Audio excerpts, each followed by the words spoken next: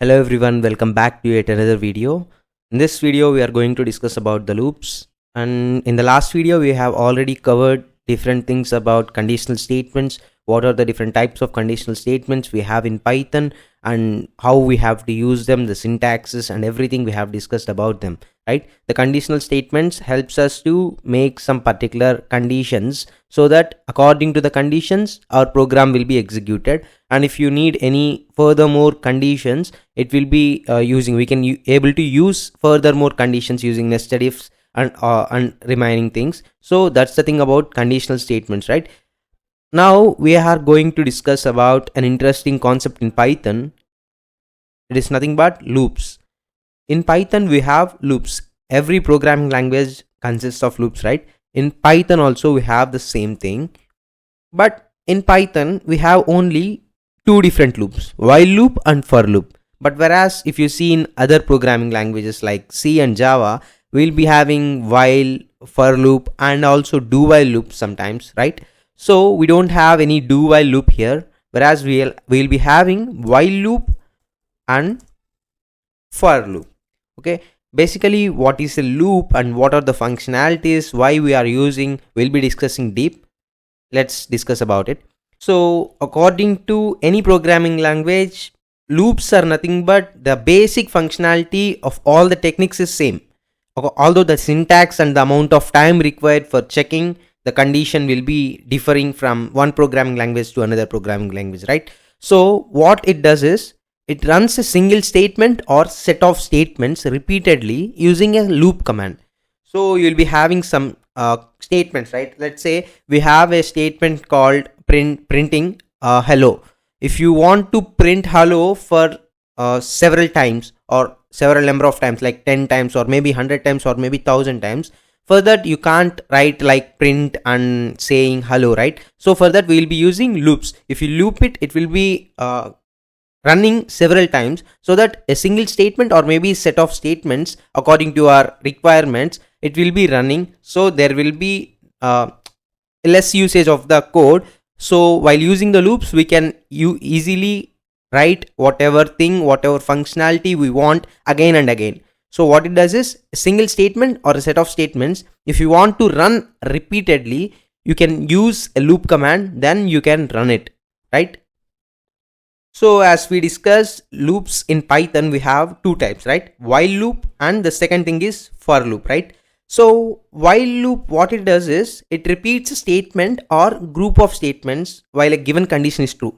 Let's say if a condition is true, it will be repeating the statement whatever we are assuming to print. It will be running several times. So it tests the condition before executing the loop body.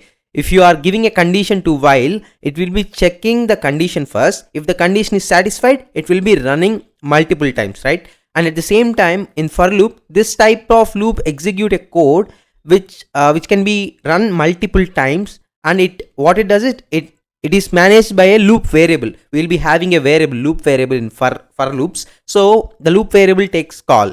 So if the loop variable checks the things, it will be executing, otherwise it will be not. So we'll be discussing what are the syntaxes, how to use the while and for loop we'll be discussing now. So now let's see the syntax of while loop. The syntax is you have to mention with the keyword while. At the same time you have to mention a condition. While a condition is true, then you have to execute something, right? Condition, you have to give a condition and then colon, and you have to write whatever things you have, whatever may be your condition. Let's take hello. You have to, if the condition is true, you have to repeat it again and again, right? So that's the thing. If you make it let's take true simply without mentioning anything. Let's take while true, then you have to print hello, right? If you run this, you can see the output. Hello is printing multiple times. It is not stopping. It is an infinite loop, right? Because here while true, you have to print hello. So we haven't given any exit command here. So that's why it is going to multiple loop. We have to abrupt the command to stop. Okay. Now for this instance, I have stopped it. So what we are doing is we are taking a keyword called while for starting a loop. So you have to mention a condition. If your condition is true, then it will be printing the statements. Not only printing, if you are performing any operations, it will be doing multiple times and again, right? So that's the idea behind while loop. In the same way, we also have the syntax for loop, right? Let's look at about the for loop syntax. So let me clear this while sort of things. So for while loop, we are using a keyword called for. In the same way, we have to mention a loop variable. Let's take for a in Python.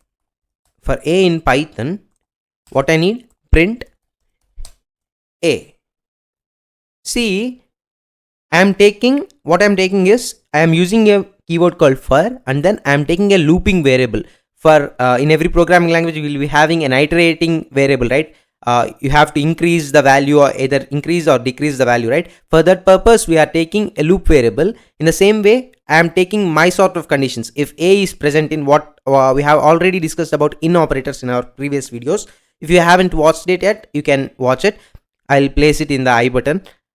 Let's take here, I have mentioned a variable called a. If I want to mention a in Python, I am checking what I'm checking. A, if a is in Python, print a. Let's take the call. You can see the output. We have got Python, Python. We have got all the alphabets present in it, right? Here a is the looping variable, and at the same time you have to print. If it is there, you can print it. So what here it is doing is, even strings for loop, you do not require any indexing variable to set beforehand. In other programming languages, you will be setting a is equal to 0, right? A is equal to 0, or maybe a is equal to 1. Priorly, with before using your loop, you will be declaring or you will be assigning some sort of variable in different programming languages, right? So that sort of things you no need to do, because in Python there is no need for indexing variable to set beforehand. Like if you are using it priorly, you don't need to mention it. Okay, that's the thing, that's the ideology behind these looping variables as well. Let's take another example for loop. Let's take a set of a is equal to, let me take Python, Java, and C.